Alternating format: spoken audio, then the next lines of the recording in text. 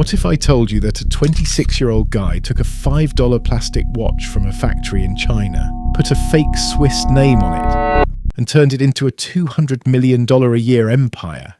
He didn't innovate. He didn't use luxury materials. In fact, watchmakers called his product total junk, but millions of people still lined up to buy it. This is the story of Daniel Wellington, the greatest genius scam in modern watch history, and there's a 90% chance you or someone you know fell for it.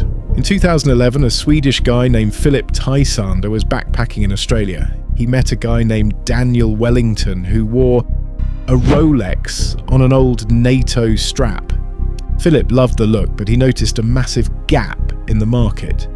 Most people couldn't afford a $10,000 Rolex, but they still wanted to look wealthy. So Philip found a random factory in Shenzhen, China, producing basic quartz movements, manufacturing cost per watch under $5. Retail price $200.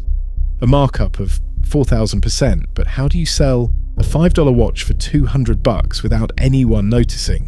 While traditional Swiss brands were spending millions on TV ads and magazine covers, Philip did something revolutionary. He completely ignored traditional media.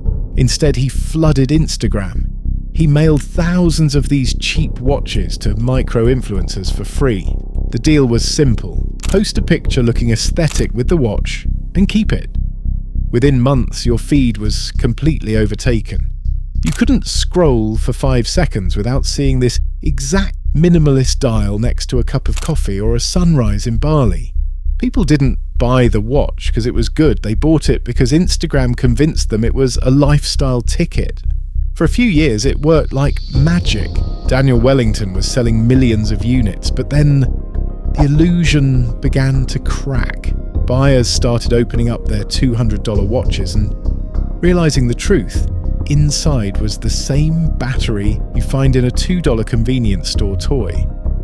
Suddenly, thousands of identical micro brands popped up overnight using the exact same Chinese suppliers. The market was flooded, the hype vanished, and consumers realized they had paid a 4,000% markup for a logo and a piece of nylon.